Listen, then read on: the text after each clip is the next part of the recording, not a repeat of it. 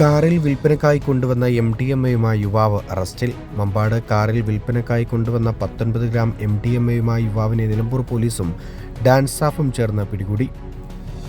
പുൽപ്പറ്റ പൂക്കളത്തൂർ സ്വദേശി പെരുക്കാട് സമീറിനെയാണ് SI Rashad Ali Nechikkadan arrest ചെയ്തത്. Nilambur DYSP Saju K എബ്രഹാമിന് ലഭിച്ച രഹസ്യവിവരത്തെ തുടർന്ന് നിലമ്പൂർ പോലീസും ഡാൻസ് സ്റ്റാഫും ചേർന്ന് ഇന്ന് വൈകുന്നേരം 4 മണിയോടെ മമ്പാട് പൊങ്ങല്ലൂരിൽ നടത്തിയ പരിശോധനയിലാണ് MDMA കണ്ടെടുത്തത്.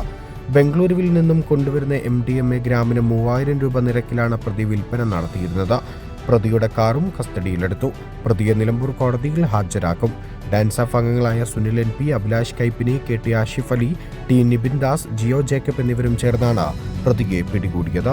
News thread 24 Nilambur.